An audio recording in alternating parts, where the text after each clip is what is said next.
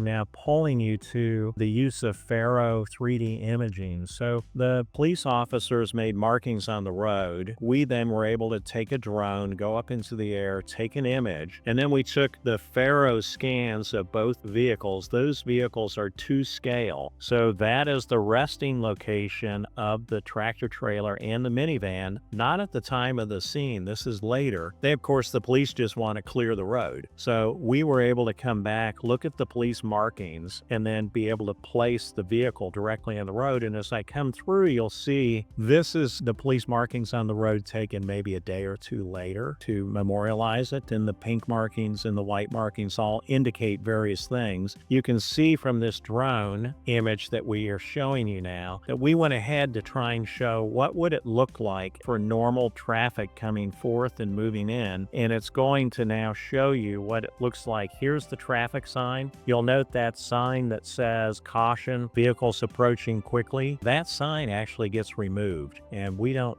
to this day know who removed it. But now you can see, if we're trying to show a jury, hey folks, here's how this works and here's how this area works. It's going to come down and show how the traffic flows. And this is during not rush hour. This is probably around a noon hour that it's showing. The crash itself happened at about 5 o'clock in the evening. So right at the heart of rush hour and a very busy day. But we wanted to be able to give a view of how does this image show. So as I'm showing this and trying to piece back together and make it very easy to understand, this is the kind of work that we do as we come forth. So here are the vehicles, the actual vehicles that came forth, and we of course preserve all of those so you can see what happens after you go underneath a trailer. The police, you can see where the police markings went, so we can then show it. So then you come back from these markings, we're able, because of 3D Faro laser measurements that are taken to 100,000ths of an inch, we can accurately show you all of these lengths. So you'll see in number 1 where it says length of the yaw marks. Well, we know that's 43 feet. And that's, if you see to the left here, these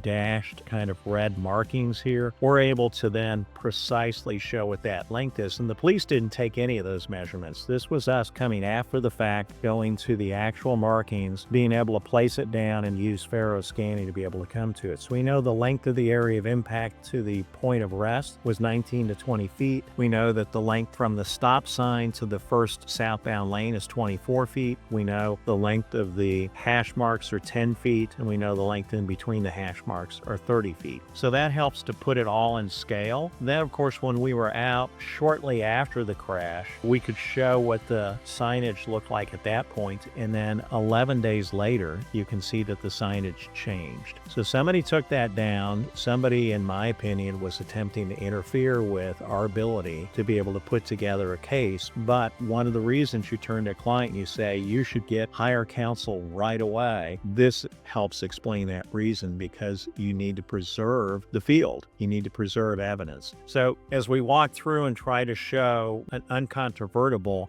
pieces of evidence, it would be the dash cam video evidence, it would be the speed of the minivan, and then the physical evidence that we were able to piece together.